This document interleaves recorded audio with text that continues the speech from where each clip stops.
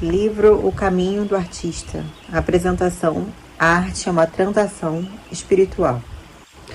Artistas são visionários.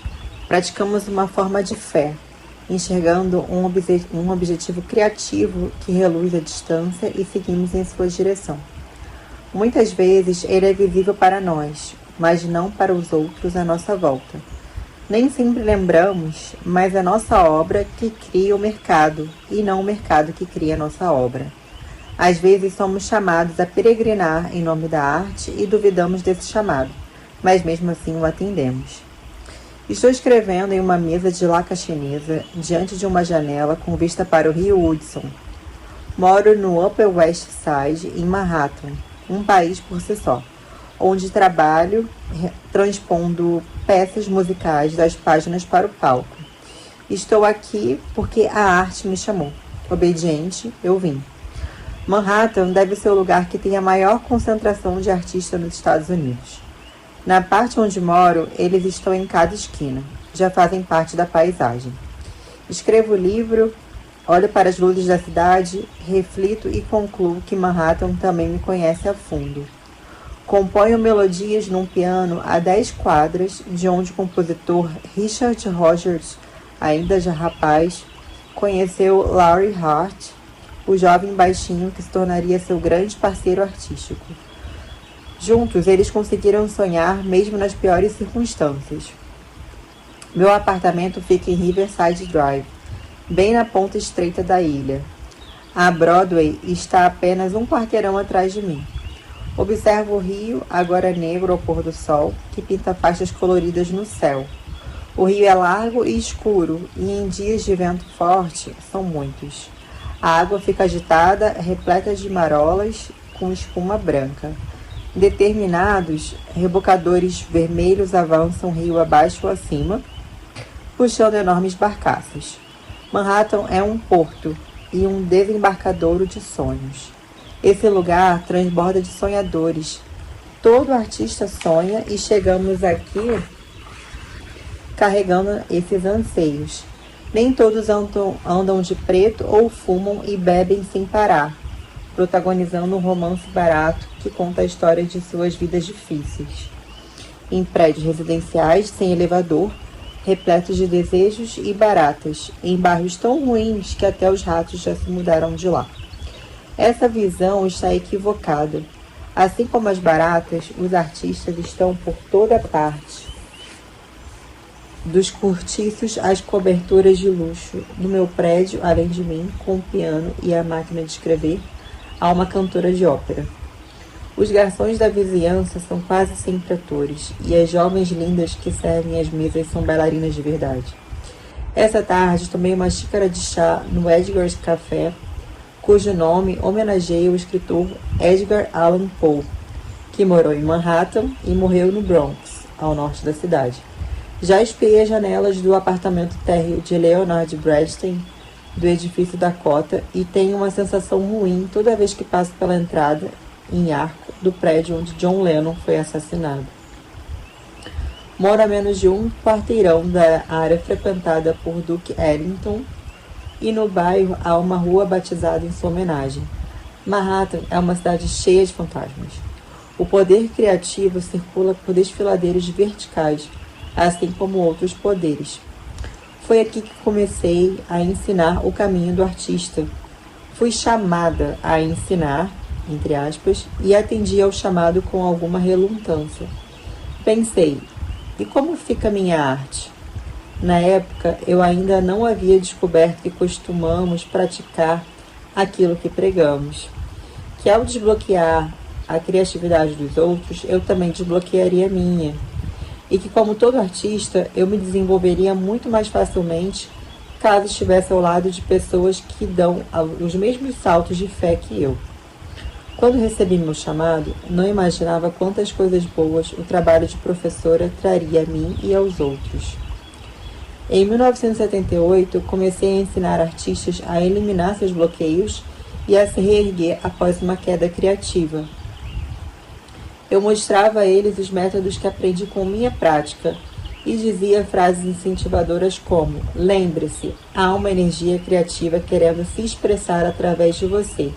Não julgue seu trabalho ou a si mesmo. Você pode aperfeiçoá-lo depois. Deixe que Deus trabalhe através de você. Meus métodos eram simples e os alunos, poucos. Mas nos 10 anos seguintes, as ferramentas de trabalho e o número de estudantes cresceram de forma sólida e consistente. No início, quase todos os meus alunos eram artistas que sofriam de bloqueio criativo. Pintores, poetas, ceramistas, escritores, cineastas, atores e outros que gostariam de ser mais criativos na vida pessoal ou em alguma forma de arte. Eu ensinava da maneira mais simples possível, porque é assim que as coisas acontecem. A criatividade é como capim, volta a crescer com o mínimo de cuidado.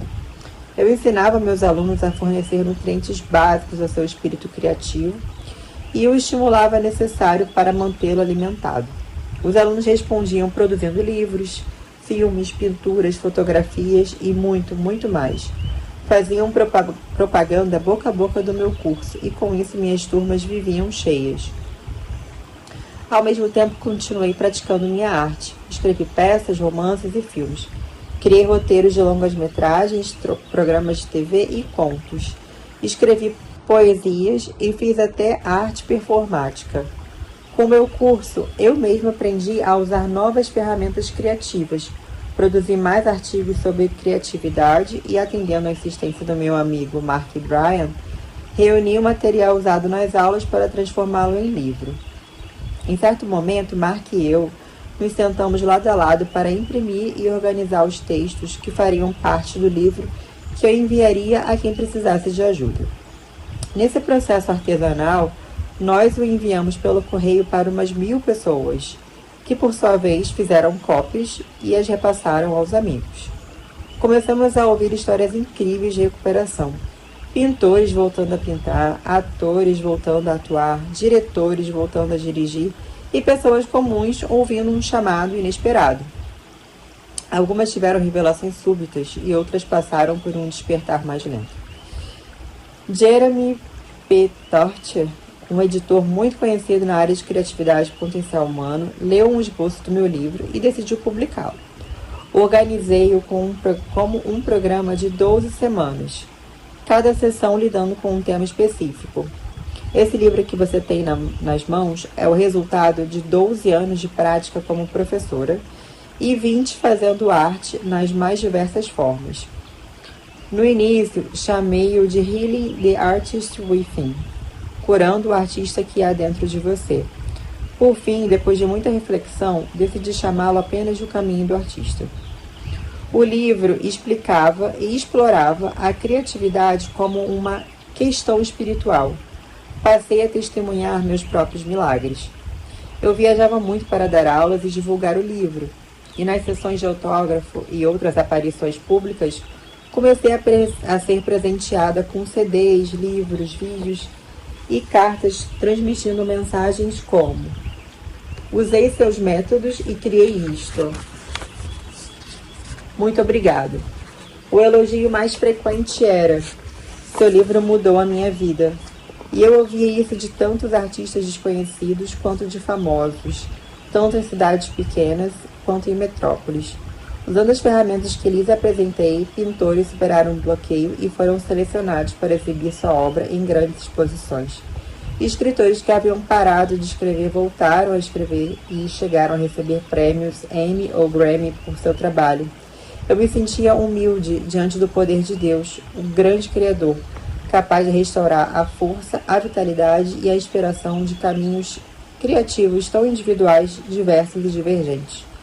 Uma mulher de 50 e poucos anos, escritora com bloqueio criativo, acabou se tornando uma dramaturga premiada. Um músico que passara muitos anos apenas como instrumentista de apoio de outras bandas, concebeu e executou um álbum solo considerado uma obra-prima.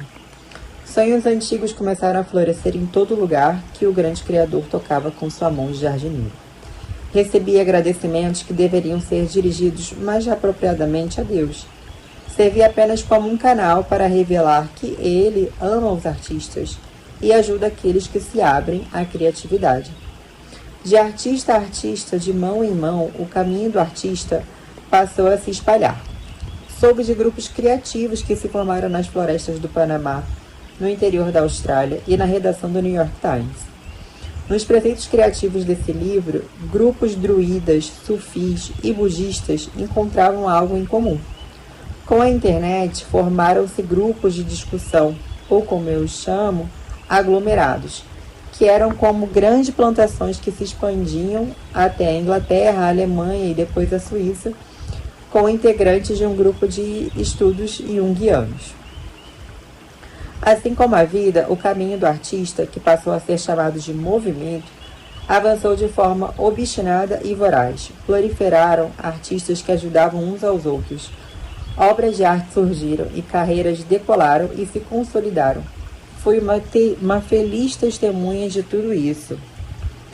Soubemos que o livro estava sendo usado em hospitais, presídios, universidades, centros de desenvolvimento do potencial humano e muitas vezes por terapeutas, médicos, grupos de portadores do vírus HIV e programas de assistência a mulheres vítimas de violência doméstica. Isso sem falar em estudos de artes plásticas, seminários de teologia, conservatórios de música. Com base no boca a boca, o livro era passado de mão em mão, de coração a coração, de artista a artista, como medida de primeiros socorros. Como um jardineiro milagroso, ele continuou crescendo. E ainda cresce. E há pouco tempo recebi pelo correio um livro recém-publicado por um leitor meu, junto com uma carta de agradecimento. Desde que foi publicado pela primeira vez, em 1992, O Caminho do Artista foi traduzido por 20 idiomas, sendo ensinado e recomendado em toda parte, de jornais de grande circulação a museus, de institutos sem fins lucrativos a estúdios musicais. Grupos de leitores se reúnem em igrejas e centros de cura, da América Central ao deserto australiano. Já falei que muitos psicólogos usam meu livro em terapias de grupo? Verdade. As pessoas são curadas porque a criatividade ela é saudável e ao praticá-la, elas alcançam seu eu superior. Todos somos maiores do que podemos conceber. Eu queria que o caminho do artista fosse como o programa dos 12 passos dos Alcoólicos Anônimos. Praticamente sem líderes, autodidata, crescendo mediante a ausência de um controle central, expandindo-se por meio de uma série natural de avaliações pessoais. Meu lema era: o processo irá proteger, guiar e corrigir a si mesmo contra os abusos. Quando ultrapassamos a marca de 1 milhão de exemplares vendidos, meu receio era não ter mais o tempo e a privacidade necessária para criar minha arte, pois sem essa experiência pessoal, eu não poderia continuar ajudando os outros. Como eu conseguiria escrever um novo livro sem ter nenhuma ideia nova a ensinar? Pouco a pouco me recolhi à solidão no meu laboratório pessoal de criatividade, o local silencioso e tranquilo dentro de mim, onde posso criar e aprender com essa prática. Cada obra minha me ensinou o que eu deveria ensinar aos outros. Cada ano que trabalhei me ensinou que a criatividade era uma obra aberta. Não havia limites, embora o crescimento se desse de forma lenta. A fé era um ingrediente necessário. Comecei a escrever livros curtos e específicos com a intenção de desarmar os perigos reais que cercam quem tenta levar uma vida criativa e saudável e tranquila. Escrevi The Right to Write, o direito de escrever, Supplies, suprimentos e outros guias mais singelos, como The Artist Datebook, o caderno de notas do artista, The Artist Way, Morning Pages Journal, O Caminho do Artista, páginas matinais. Além de livros de orações criados para transmitir segurança e bem-estar a quem desdobrava o caminho criativo. Embora a arte seja um caminho espiritual, é melhor trilhá-lo como outros peregrinos. As pessoas escutaram minha mensagem. Quanto a mim, um romance, uma coletânea de crônicas e peças de teatro se materializaram enquanto eu publicava 17 livros de não ficção e continuava dando aulas. Meus alunos ganharam prêmios e eu também. A revista Youthly Reader considerou O Caminho do Artista uma obra-prima e meus livros continuaram aparecendo na lista de mais vendidos do mundo inteiro. As coisas aconteceram tão rápido que me senti atordoada, confusa e sobrecarregada. Chega a ser irônico que um escritor experiente tenha cada vez mais dificuldade para seguir sua inclinação natural, sentar-se sozinho para escrever por horas a fio. Nesse momento, minhas páginas matinais foram uma fonte valiosa e permanente de orientação. Elas me aconselhavam a ficar sozinha comigo mesma e também a buscar a companhia de outros artistas, que, como eu, acreditavam estar sendo guiados pelo grande Criador. Poderes superiores estão à nossa disposição sempre que precisamos de auxílio. Devemos estar sempre prontos a pedir ajuda, ter a mente aberta e estar dispostos a acreditar, apesar de todas as dúvidas. A criatividade é um ato de fé e precisamos ser leais a essa fé, estar dispostos a compartilhá-la para ajudar os outros e para receber ajuda em troca.